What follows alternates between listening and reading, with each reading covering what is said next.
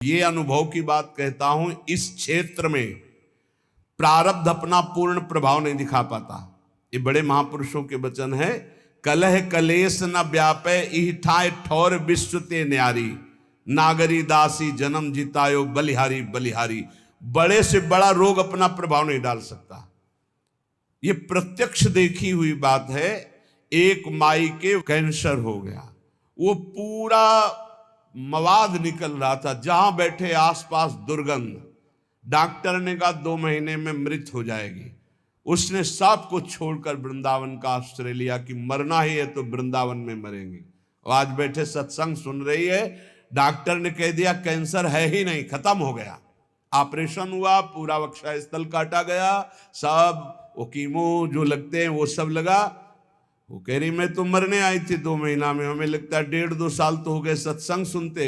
और वो कह रहे कि अब हमें लगता है अभी मरने वाली हूं ही नहीं। कलह कलेश न व्यापे ईठा ठौर विश्वते न्यारी।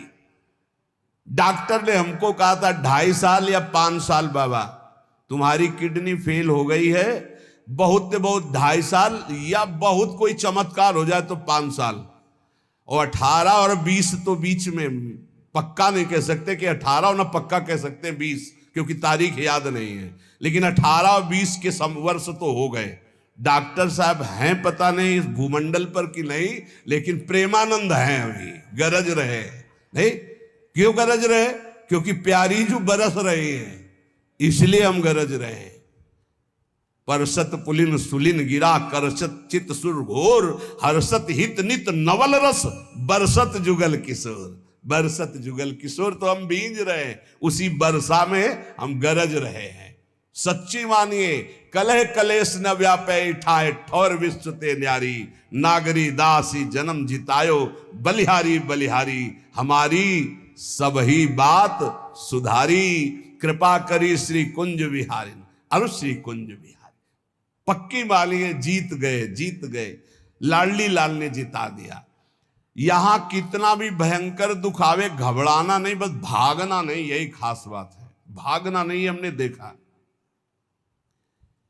एक दृश्य ऐसा देखा जिसमें कोई उपाय नहीं था। एक साधक आया, वैराग्य लिया, जे भी वैराग्य लिया तो उसके शरीर में ऐसा भयानक रोग हुआ कि बस खून ही खून।